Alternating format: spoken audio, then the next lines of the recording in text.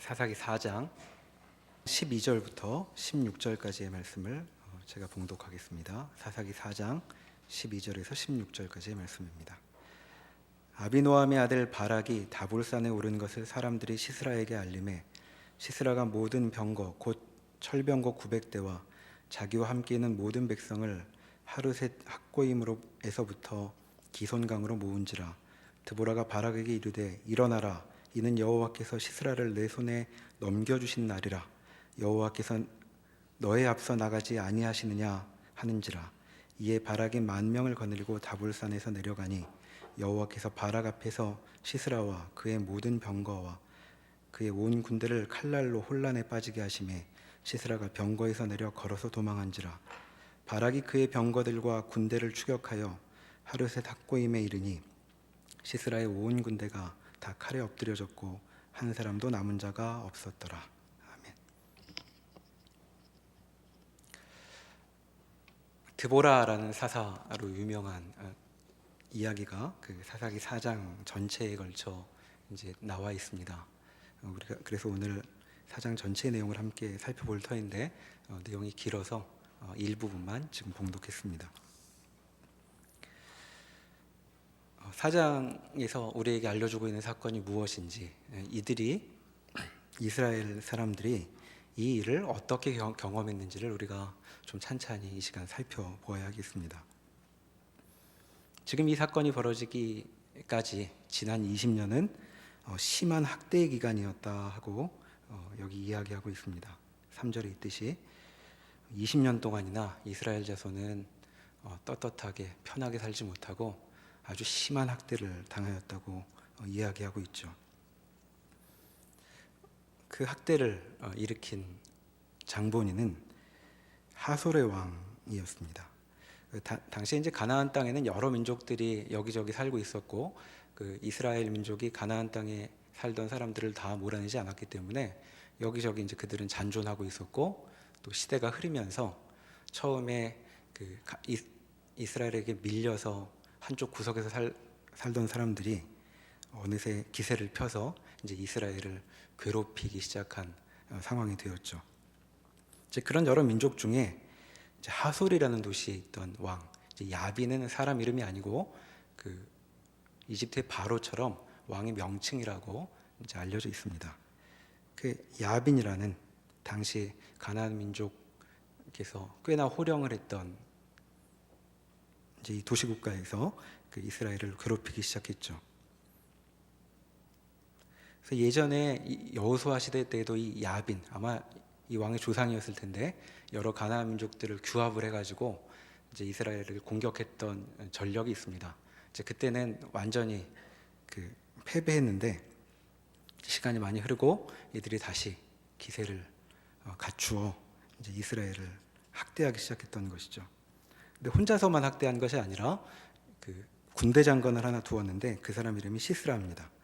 자, 시스라가 사는 곳은 그 2절에 보면 하르셋 학고임이라고 되어 있는데, 이제 학고임이라는 말은 그 민족의라는 말로 옮길 수 있습니다. 그러면 이방 민족의 하르셋이라는 이제 명칭이 붙은 도시를 이제 본거지라고 있는 사람이었던 것 같습니다. 그러니까 그 가나안의 출신이 아닌데 그 이제 어떤 이유로 여기로 그 새롭게 이주를 해와서 지금 야빈과 합세해 이스라엘 민족을 괴롭히고 있는 중이었죠. 근데 지도를 보면 그 지금 이 일이 벌어지고 있는 그 배경은 그 북쪽 지방입니다. 가나안의 북쪽 그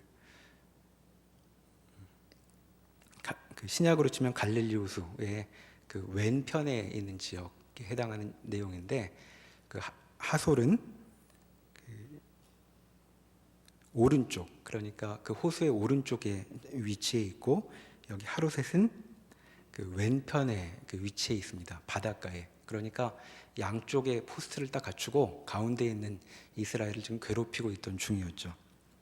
그런데 학대가 얼마나 심했냐면 이들에게는 다른 건 말할 것 없이 한마디로 3절에 있듯이 철병거 900대가 있었다, 이렇게 얘기를 합니다. 자, 철병거 900대라는 건 이제 여러 가지를 우리가 이제 짐작해주는 이제 설명일 텐데, 앞서서 우리가 사사기 1장 19절에 보면 철병거 때문에 더 이상 몰아낼 수 없었다 하는 장면이 나와 있던 적이 있습니다.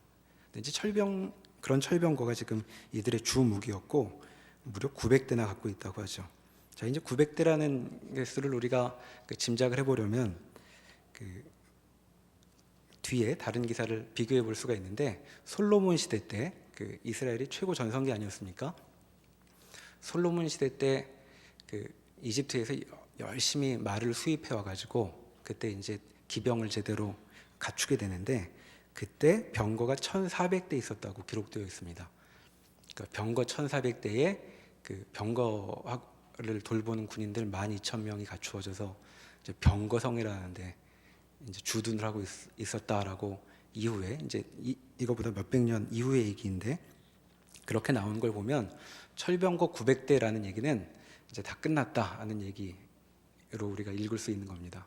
여러분, 얼마 전에 한미 연합 훈련을 하면서 한국에는 없던 무기들이 와서 훈련을 했다 그래서 이제 뉴스에 나온 적이 있었죠. 그래서 인상적인 무기가 몇 가지 있었는데, 이제 B2 폭격기라는 게 괌에서 날아왔었답니다. 한 번 뜨는데 뭐 30억인가 되는 무기라는데, 핵폭탄을 장착을 하고 레이더에 안 걸리고 이제 폭격을 하러 갈 수 있는 이제 무기라고. 그래서 모두들 두려워 떠는 무기라 그러죠.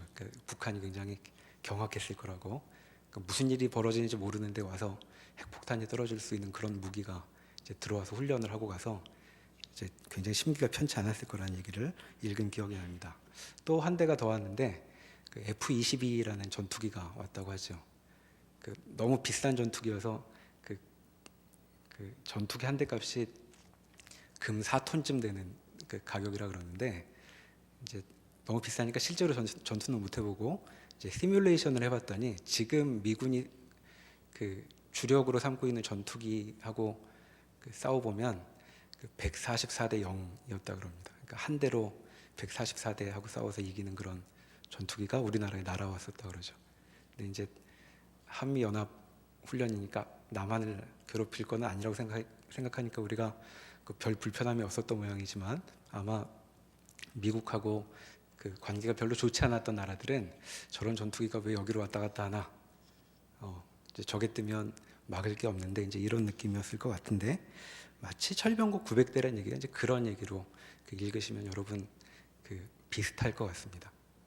그러니까 철병거 900대가 있으니 이제 이 20년은 아무 소리도 못하는 그런 20년이었다라고 이제 여기 기록되어 있는 것이죠. 그런 이들에게 무슨 미래가 있겠는가 하고 지금 3절까지 얘기가 우리에게 운을 떼고 있는 중입니다. 그런데 어느 날 어떤 일이 시작이 되었죠. 드보라라는 여자 지도자가, 사사가 이 북부 지방에 있는 지금 야빈과 시스라의 괴로움을 당하고 있는 지역에 살고 있는 바락이라는 어떤 사람에게 전령을 보냅니다. 대략 이제 드보라가 살던 곳과 바락이 살던 곳의 거리를 생각해 보면 한 110km 정도 되는 것 같습니다. 110km 정도 되는 거리를 거슬러 올라와서 지금 바락에게 전령이 말하길 드보라가 내려오라고 했다라고 얘기하죠. 근데 여러분, 바락이 드보라의 얘기를 듣고 내려가는 일이 그리 쉽지는 않았을 것 같습니다. 5장을 한번 가보시겠습니까? 5장 한 장 넘기셔서 5장 6절과 7절에 가보시면 지금 이 시대에 이스라엘이 어떻게 살고 있는지를 이렇게 묘사합니다. 6절, 아나세 아들 삼갈의 날에 또 야엘의 날에 대로가 비었고 길의 행인들은 오솔길로 다녔도다. 이스라엘에는 마을 사람들이 그쳤으니 나 드보라가 일어나 이스라엘의 어머니가 되기까지 그쳤도다. 무리가 새 신들을 택하였으므로 그때 전쟁의 성문에 이르렀으나 이스라엘의 4만 명 중에 방패와 창이 보였던가. 길거리에 사람들이 함부로 다닐 수 없는 상황이었다고 얘기하죠. 사람들은 오솔길로, 사람들이 안 보이는 대로만 통행할 수 있었다고 지금 얘기를 합니다. 그런데 이런 상황에서 지금 드보라가 4장 6절에서 보듯 사람을 보내 바락을 바락을 자기가 살고 있는 저 중부 지방까지 오게 하죠. 그리고 그에게 이제 이렇게 얘기합니다. 6절을 제가 한번 읽어보겠습니다. 그에게 이르되 이스라엘 하나님 여호와께서 이같이 명령하지 아니하셨느냐? 너는 납달리 자손과 스불론 자손 10,000명을 거느리고 다볼산으로 가라. 내가 야빈의 군대 장관 시스라와 그의 병거들과 그의 무리를 기손강으로 이끌어 내게 이르게 하고 그를 내 손에 넘겨주리라 하셨느니라. 이제 이런 얘기를 하고 있죠. 그 지역에 살고 있는 납달리 족속과 그 다음에 스불론 족속 중에 10,000명을 모아가지고 다볼산으로 올라가라는 것입니다. 자, 올라가게 되면 무슨 일이 있냐 하면 시스라와 병거와 부대가 모여올 것이다 이렇게 얘기하죠. 근데 하여튼 그렇게 모여오면 하나님께서 그들을 넘겨주시겠다고 얘기합니다. 자, 여러분 이 얘기를 들은 바락 입장에서 무슨 얘기가 제일 인상적으로 들렸을까요? 어쩌면 넘겨주리라는 말보다는 지금 7절에 있는 것처럼 시스라와 그의 병거들과 그의 무리를 기손강으로 이끌어내겠다라는 말이 더 크게 들렸을지도 모르겠습니다. 자, 다볼산에 10,000명이 모여 있으면 밑에 평원이 펼쳐지는데 그 평원에 누가 와서 둘러서 진치겠냐고 얘기하냐면 철병고 900대가 막아설 것이다. 지금 이렇게 얘기하고 있는 것이죠. 그러니까 바락으로서는 지금 10,000명 데리고 나보고 어쩌라는 것인가 하고 생각할 법도 한데 바락은 이 얘기에 순종을 하겠다고 이제 답을 합니다. 8절에 보시면 바락이 그에게 이르되 만일 당신이 나와 함께 가면 내가 가려니와 만일 당신이 나와 함께 가지 아니하면 나도 가지 아니하겠노라 하니 이제 이렇게 말을 하죠. 자, 보통 그래서 이 얘기를 듣고 바락이 굉장히 용기가 없는 사람인 모양이다. 그래서 치마폭에 휩싸여 가지고 드보라가 같이 가면 따라가기로 한다고 읽을 수 있는데 뭐 그렇게 읽을 수도 있지만 사실 바락의 입장에서 보면 이 일이 그리 간단히 답할 수 있는 문제는 아니었던 것으로 보이죠. 10,000명을 동원해서 모아올 수 있는 정도의 사람이라면 바락은 상당한 리더십을 갖춘 그 지역에서 상당한 권위를 갖고 있던 사람으로 우리가 생각할 수 있습니다. 여러분 여기 모인 사람 중에 10,000명 모아올 수 있는 사람 있으면 모아올 수 있는 사람이 있을까요? 나를 믿고 따르라 그러는데 50명쯤이나 따라올 수 있을까? 그런데 바락은 10,000명을 모을 수 있는 사람이었습니다. 그런데 이제 바락이 모아야 한 10,000명은 이제 군인, 싸울 수 있는 사람이었을 텐데 지금 20년 동안 심한 학대를 받고 있으니 사실 싸움을 제대로 할 수 있는 사람이 있었을 것 같지도 않고 무슨 군사훈련을 제대로 하지도 못했을 것 같습니다. 그러니까 싸울 수 있는 장정들을 모아서 10,000명을 이끌고 어디 도망갈 데도 없는 산꼭대기에 모여 있으라고 하는 건데 지금 그 얘기를 듣고 근데 그렇게 얘기하고 그렇게 모아 놓으면 시스라가 군대를 다 이끌고 내 앞에 올 것이다. 이제 이렇게 얘기를 하고 있는 것이죠. 그러니까 바락은 지금 드보라의 말대로 따르려고 하는 마음이 있었지만 이걸 따르다가 무슨 일이 있겠는가 하는 주저함이 있었을 것 같습니다. 그래서 지금 바락이 내건 조건은 당신이 선지자이니 당신과 함께 가야겠습니다라고 읽을 수 있죠. 지금 드보라는 4절에 나와 있듯이 선지자였습니다. 이 사람은 하나님의 말씀을 받고 있는 사람이었으니까 지금 바락은 그저 드보라를 의지하려고 하는 마음만 있었다기보다는 하나님의 말씀을 붙들고 주께서 시키신 것이라면 내가 순종해 볼 수 있겠습니다라고 이제 말을 한 것으로 읽을 수 있습니다. 여하튼 바락은 지금 이 드보라의 심상치 않은 명령에 순종을 하기로 하고 있죠. 근데 그 얘기를 듣고 드보라가 9절처럼 이렇게 답을 합니다. 내가 반드시 너와 함께 가리라. 청을 들어주겠다고 얘기합니다. 그러나 내가 이번에 가는 길에서는 영광을 얻지 못하리니 이는 여호와께서 시스라를 여인의 손에 파실 것임이니라 하고 드보라가 일어나 바락과 함께 게데스로 가니라 라고 되어 있습니다. 순종을 한 것까지는 좋은데 순종이 불충분해 보였던지 내가 그 시스라를 잡지는 못하겠다. 시스라의 목은 다른 이에게 넘어갔다. 그것도 여인의 손에 넘어갔다라고 지금 여기 얘기해주고 있죠. 그리고 드보라는 함께 지금 바락과 다시 여행을 떠나고 있습니다. 지난 20년 동안 아무 일도 안 벌어졌었기 때문에 사실 드보라로서도 무슨 일이 벌어질지 멋있게 넘겨주리라는 얘기를 전해주긴 했지만, 드보라 자신도 다볼산에서 무슨 일을 겪을지, 그리고 바락도 무슨 일을 겪을지는 모르면서 지금 100여 킬로의 여행을 시작하여 그 약속 장소로 가게 되죠. 그런데 11절에서 그 느닷없는 이야기가 여기 하나 끼어져 있습니다. 11절을 읽어보시면, 모세의 장인 호밥의 자손 중 겐 사람 헤벨이 자기 족속을 떠나 게데스에 가까운 사하나님 상수리 나무 곁에 이르러 장막을 쳤더라. 그리고 12절로 가면 다시 이제 바락 얘기로 넘어갑니다.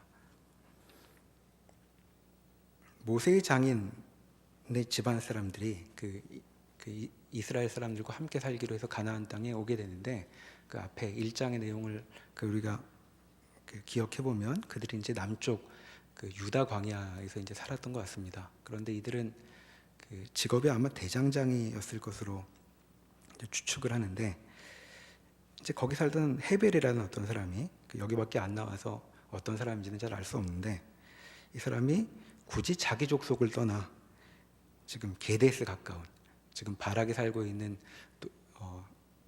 마을 가까운 곳에 이주하였다라는 이야기가 여기 느닷없이 들어와 있죠. 아마 헤벨이 이주한 일은 썩 그렇게 긍정적인 것으로 보이진 않습니다. 여러분, 지금 이 사람들은 겐 족속이니까 이스라엘 족속도 아니죠. 그러니까 출애굽기식의 표현으로 따르면 잡족 중에 하나에 불과한 사람들이니까 어디서 이렇게 인정받고 살기는 어려웠을 것입니다. 그런데 굳이 같이 모여서 살아도 의지할 데가 없을 텐데, 헤벨은 지금 떠나가지고 저 멀리 북쪽, 아마 드보라가 여행한 길보다도 더 멀게 한 서울에서 대전 거리 이상을 이제 이동을 해가지고 이제 이사를 갔다는 얘기가 여기 나오는 것입니다. 자, 왜 이 이야기가 나오는지 이제 뒤에서 이제 밝혀지는데, 다시 이야기는 12절에서 원래 드보라와 바락 사이 이야기로 넘어가죠. 15절에 12절을 보시면 이제 바락이 순종을 해가지고 10절에 나와 있군요. 10절에 바락이 스불론과 납달리를 게데스로 부르니 10,000명이 그를 따라 올라가고 드보라도 그와 함께 올라가니라 라고 되어 있습니다. 자, 바락의 얘기를 듣고 10,000명이나 지금 순종을 하고 산 위에 모여 있습니다. 근데 그 얘기를 12절에 보면 사람들이 시스라에게 알리죠. 자, 그 얘기를 듣고 시스라가 13절에 이렇게 대처를 합니다. 시스라가 모든 병거 곧 철병거 900대와 자기와 함께 있는 모든 백성을 하루세 삭고임에서부터 기손강으로 모은지라. 자, 시스라도 심상치 않다고 느꼈는지 철병거 전부 동원하고 그 다음에 자기와 함께 있는 모든 백성을 다 불러 모아 기손강 다볼산 밑에 지금 모이게 되죠. 자, 이제 대치 중입니다. 이제까지의 전투를 보면 산에서 밑으로 내려올 용기를 낼 수가 없지요. 왜냐하면 평지에서는 철병거를 막아설 수 있는 보병은 없기 때문에 이제 산 위에 있으니까 그나마 공격을 못하는 것이지, 이제 평지로 내려가서 기슭강가로 내려가면 이제 무슨 일이 벌어질지는 거의 좋은 일이 있을 거라고는 상상하기 어려운 지금 그런 상황이 여기 기록되어 있습니다. 그런데 14절에 보면 무시무시한 드보라가 바락에게 이렇게 명령하죠. 일어나라, 이렇게 얘기합니다. 자, 뛰어내려가라, 이렇게 얘기하죠. 여호와께서 시스라를 내 손에 넘겨주신 날이라. 여호와께서 너의 앞서 나가지 아니하시느냐, 이렇게 얘기를 하니까 바락이 10,000명을 거느리고 다볼산에서 쏟아져 내려가듯 이제 뛰어내려갑니다. 이제 전투를 하겠다고 내려갔는데 20년 동안 심한 학대를 받았으니 이들에게, 그러니까 군인에게 어울릴 만한 장비가 있었을지 의문이죠. 그리고 15절에 전세가 어떻게 됐는지 간단하게 얘기해주고 있는데, 사실 무슨 일이 벌어진지 사실 읽고 이해하기가 쉽지는 않습니다. 15절에 보시면 여호와께서 바락 앞에서 시스라와 그의 모든 병거와 그의 온 군대를 칼날로 혼란에 빠지게 하심에 시스라가 병거에서 내려 걸어서 도망한지라 이렇게 되어 있습니다. 하나님께서 칼날로 혼란에 빠지시겠다라고 해서 무슨 일인가 벌어졌다고 얘기하고 있는데 15절은 사실 사람 입장에서 무슨 일이 벌어지고 있는지에 대한 기술이 아니라 하나님 편에서 이 일을 기술하고 있는 것이기 때문에 무슨 일이 벌어졌는지 이 자체로는 잘 모르고 5장에 가보시면 거기에 대한 단서가 좀 나오긴 합니다. 자, 5장 20절에 가보시면 별들이 하늘에서부터 싸우되 그들이 다니는 길에서 시스라와 싸웠도다. 기손강은 그 무리를 표류시켰으니 이 기손강은 옛강이라. 내 영혼아 내가 힘 있는 자를 밟았도다 라는 아주 작은 단서가 하나 나오는데 이 단서를 통해서 볼 때 하나님께서 지금 폭우를 내리신 것이 아닌가 하고 추측을 해봅니다. 이제 기손강은 우리가 그 지리 시간에 배웠던 것 같은 이제 와디라는 강이죠. 그러니까 우기에만 물이 왕창 흐르고 건기에는 물이 없는 이제 그런 강이었습니다. 그래서 지금도 기손강은 건기에는 그 물줄기 폭이 이제 거실 폭도 안 된다고 이제 얘기하는 이제 그런 곳이죠. 이제 그런 곳에 갑자기 하나님께서 개입을 하셔가지고 폭우가 내려서 이제 철병거가 이제 작동을 못하게 된다고 우리가 15절을 이해할 수 있습니다. 자, 철병거는 그 땅이 단단한 데서 이제 그 몰고 다닐 수 있는 이제 무기였죠. 그런데 물이 많이 와가지고 땅이 질퍽질퍽해지는 바람에 철병거가 900대가 속수무책이 됐습니다.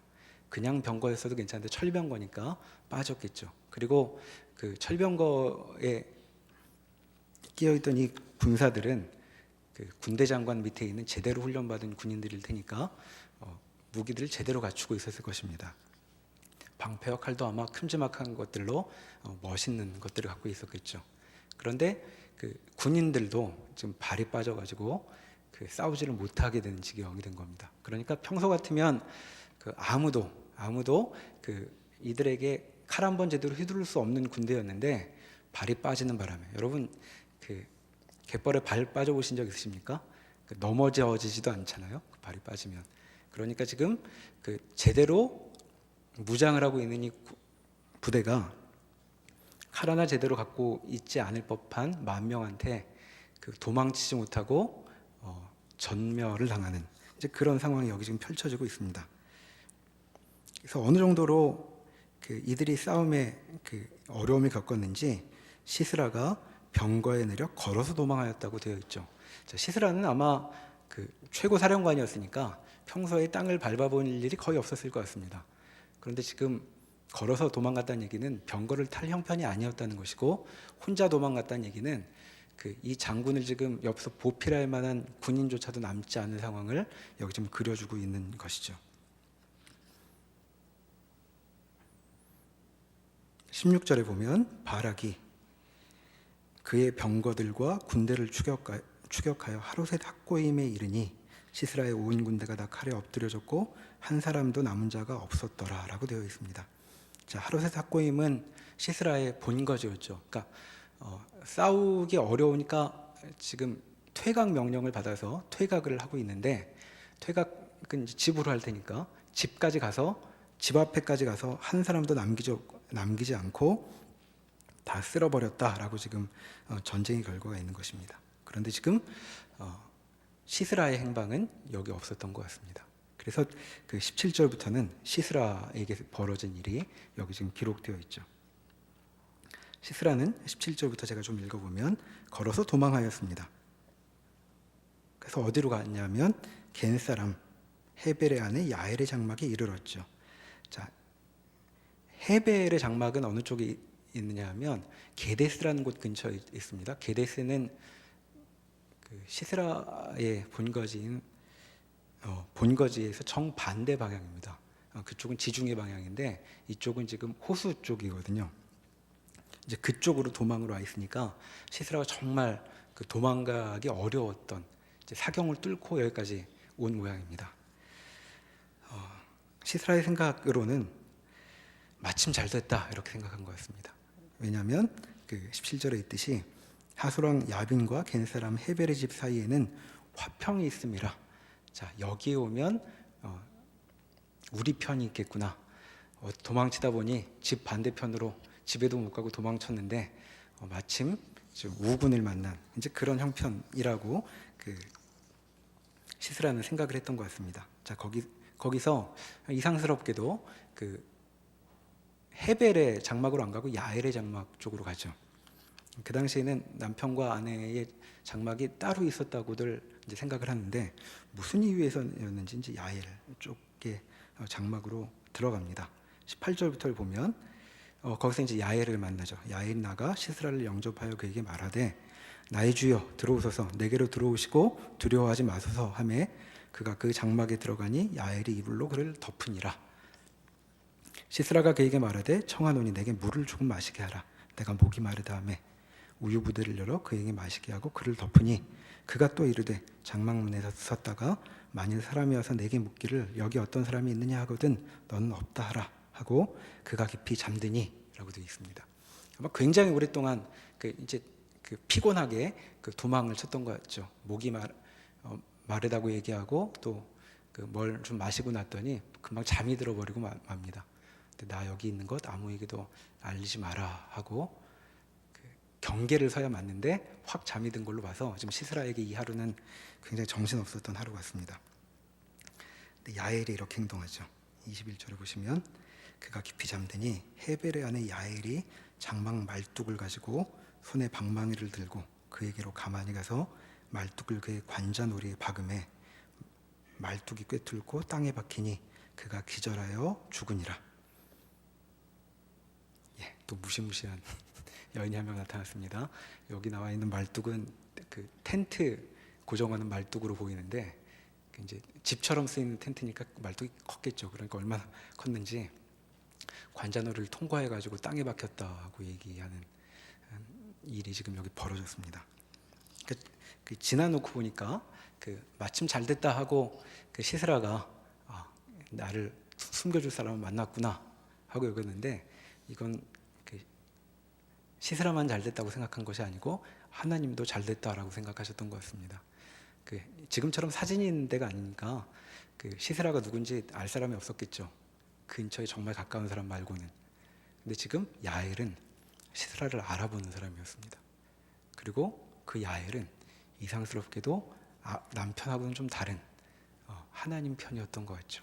그래서 지금 이렇게 죽이고 나서 22절에서 바락을 만나서 이제 이렇게 얘기합니다. 바락이 시스라를 추격할 때에 야엘이 나가서 그를 맞아 그에게 이르되 오라 내가 찾는 그 사람을 내가 내게 보이리라. 이제 이렇게 얘기해서 지금 무슨 일이 벌어졌고 왜 시스라가 여기 도망쳤는지를 다 알고 있는 것처럼 얘기를 합니다.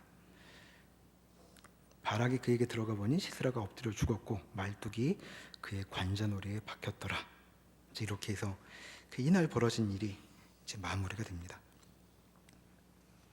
자, 이것이 지금 이스라엘 민족이 겪은 이 사건에 대한 이제 묘사라고 할 수 있겠죠. 자, 그런데 지금까지 읽은 건 주로 이스라엘 사람들이 겪은 일이었고 사실 성경은 이스라엘 사람들의 눈으로만 이 사건을 이야기하지 않고 다른 눈이 필요하다라고 우리에게 암시를 미리 주고 있습니다. 23절에 이렇게 마무리를 짓죠. 이와 같이 이날에 하나님이 가나안 왕 야빈을 이스라엘 자손 앞에 굴복하게 하신지라 라고 해서 지금 여기서 벌어진 일은 하나님께서 이루신 일이다 라고 마무리하고 있습니다. 그리고 단순히 시스라를 무찌른 이 일에만 해당하는 일이 아니라 2절로 다시 가보시면 지금 이스라엘이 겪은 이 전반적인 일 전체는 누가 만든 일인가? 2절에 보시면 여호와께서 하솔에서 통치하는 가나안 왕 야빈의 손에 그들을 파셨으니 그의 군대 장관 이렇게 이어집니다. 그러니까 결국 지금 우리가 읽은 이 이야기는 처음부터 끝까지 전부 하나님으로 묶이고 있는 이야기죠. 그래서 지금 바락도 열심히 일했고 야엘도 여기서 어떤 일인가를 했는데 이 일 전체에 대해서 23절에서 결론 짓듯이 이날에 이와 같이 하나님께서 야빈을 굴복시키셨다, 이렇게 이야기하고 있습니다. 그러니까 지금 이 일은 하나님의 통치 아래서 벌어진 일이었다고 얘기하고 있죠. 그러니까 어쩌다 벌어진 일이 아닙니다. 어쩌다 보니 어떻게 이런 일이 벌어졌다는 것이 아니라 하나님의 다스리심 속에서 지금 이스라엘이 겪은 어떤 일이라고 이야기하고 있는 것이죠. 사사기 전체의 흐름 속에서 다시 이 이야기를 정리하자면, 이것은 지금 범죄로 자초한 곤경을 하나님께서 어떻게 구원하여 내셨는가, 이스라엘의 반역에도 불구하고, 그래서 그들이 자초한 고난에도 불구하고 하나님께서 이들의 부르짖음에 어떻게 응답하여 구원하셨는가에 대한 이야기를 우리에게 하나의 에피소드로 전달해주고 있습니다. 자, 이 에피소드를 통해 우리가 과연 하나님의 백성의 삶은 무엇인가에 대해서 좀 더 넓게 생각해 볼 수 있겠죠. 자, 우리도 하나님의 백성들 아니겠습니까? 우리에게 펼쳐질 삶은 어떤 것일까요?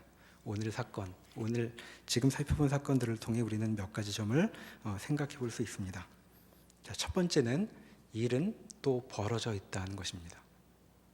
자, 사사기 내내 그렇듯 왜 그런지 모르겠는데 일이 벌어져 있습니다. 벌써 20년째 이들은 심한 학대를 당하고 있었죠. 자, 이 일이 고난을 자초한 사람들, 그러니까 옛날에 1절에 있듯이 여호와 앞에 죄를 범한 사람들, 바알을 숭배했던 사람들이 겪는 거라면 뭐 의당 꼴 좋다 이렇게 얘기할 수 있을 텐데, 지금 20년이나 지나면 20년 후에 장년이 된 사람들, 청년이 된 사람들은 사실 이 일과 별로 관련이 없는 사람들일 것입니다. 태어나 보니 학대 중이었던 것이죠.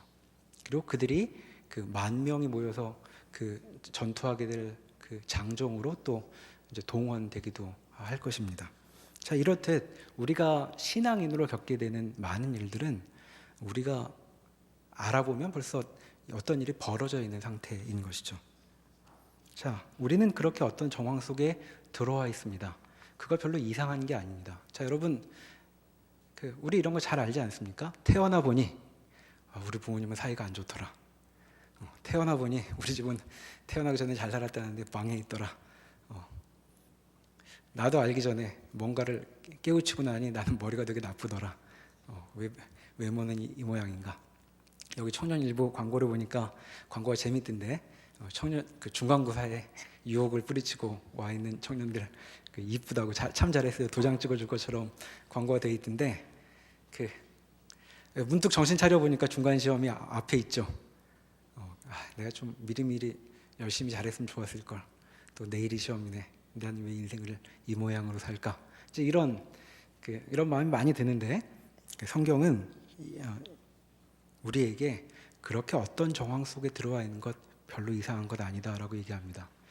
무슨 얘기냐 하면, 우리는 삶의 여러 가지 불만족스러운 일들을 경험할 때마다 확 다 지워버리고 새로 시작하고 싶은 마음을 많이 갖게 되죠.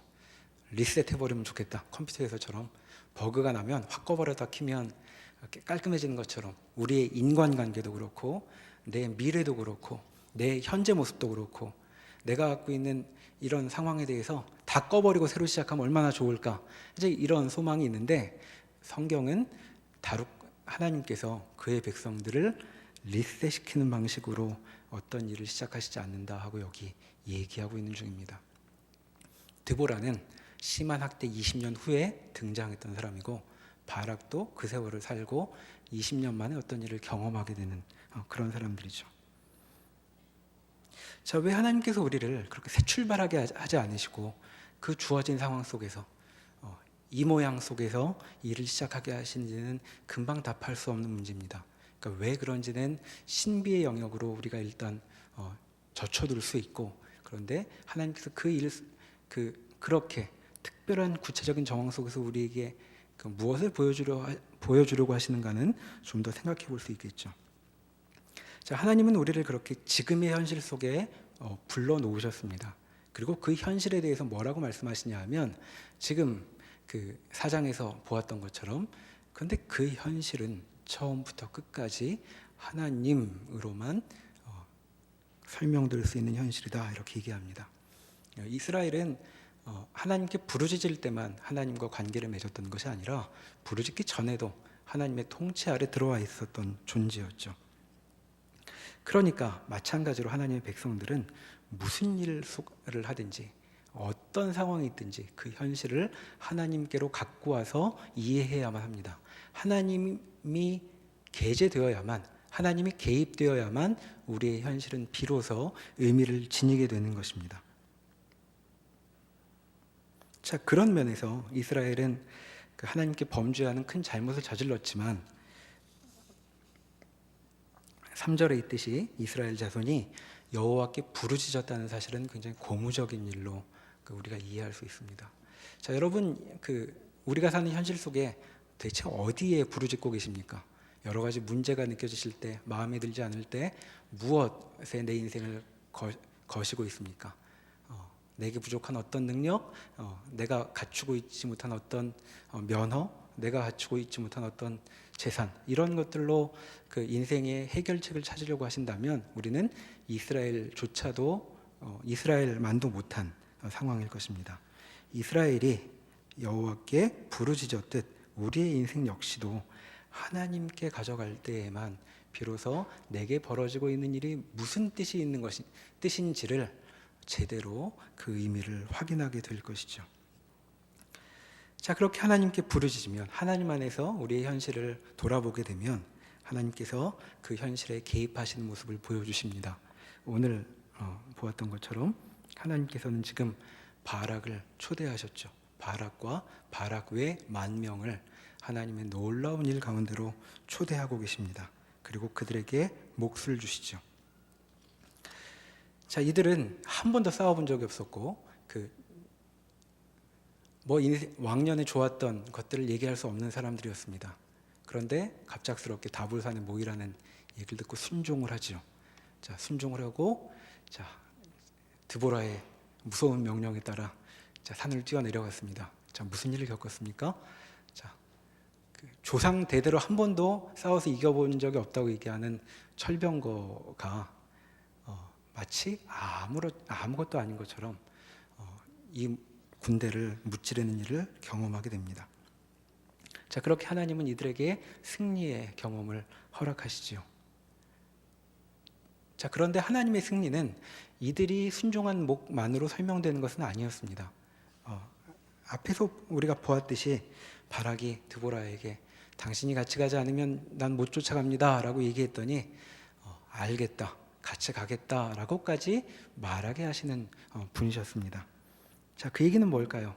시스라는 바락의 저런 상태로는 해결이 되지 않을 존재라고 지금 하나님께서 받아들이셨다는 것입니다.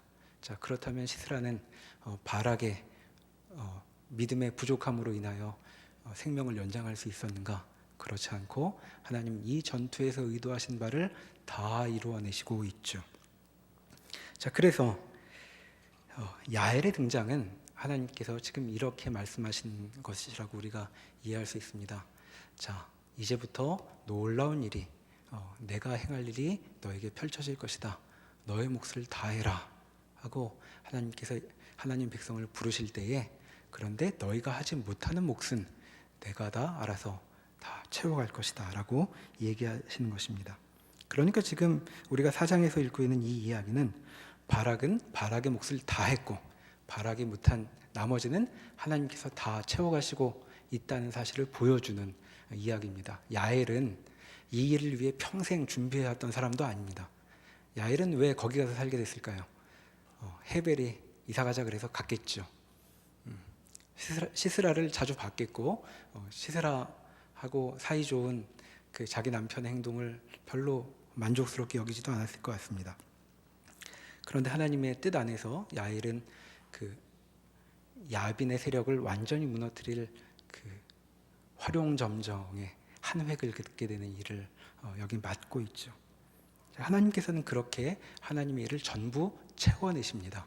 바락과 그리고 바락에 준비되지 못한 10,000명들이어도 하나님은 그들에게 그들의 몫을 주셔서 하나님의 영광에 참여하게 하시고 그리고 나머지는 하나님께서 채워주고 계시죠.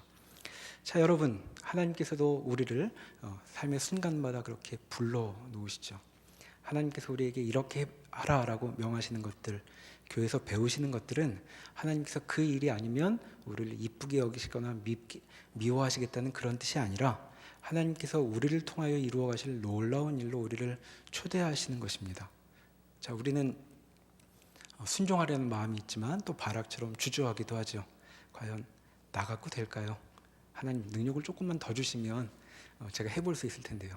이 모양 가지고는 아직 좀 부족합니다 하고 물러설 때가 참 많이 있습니다. 근데 하나님께서는 이렇게 얘기하시죠. 내가 갖고 있는 것으로 내 몫을 다하여라. 나머지는 내가 채운다 하고 얘기하십니다. 그러니까 우리는 하나님의 통치 가운데 살고 있는 우리의 인생은 처음부터 끝까지 하나님께서 다 통치하시는 시간이라고 우리가 이야기했습니다. 거기에 우리가 하나님께 반응해야 할 몫이 있는데 그 반응이 아니라면 좌절될 어떤 일이 아니라 하나님께서 우리의 반응을 통하여 하나님의 영광으로 우리를 초대하시는 것이라고 우리가 기억하면 좋겠습니다. 그 일에 응답하게 될 때 우리는 바락처럼 평생 잊지 못할 하나님의 일하심을 직접 보게 될 것입니다. 그리고 우리의 부족한 그 나머지도 하나님이 다 채워주실 것 우리가 능히 기대할 수 있습니다. 그리고 더 놀라운 것은 그 야엘의 사건을 통해 보게 되는 것, 우리가 응답하지 못한다고 느끼는 그 부족한 부분마저도 하나님이 선용하신다는 것입니다. 자, 여러분, 지금까지 우리가 살펴본 사사기의 흐름을 한번 보십시오. 자, 에우스는 오른손 못 쓴 사람이었습니다. 그리고 삼갈은 아마도 이방인이었을 것이라고 얘기하죠. 자, 여기 드보라와 야엘이 등장하는 여인의 이야기로 세 번째 에피소드가 진행되고 있습니다. 자, 야엘은 어떤 사람이었습니까? 여인이었을 뿐만 아니라 이방 민족이었습니다. 근데 그에게 하나님께서 참 놀라운 일을 맡기고 계시죠.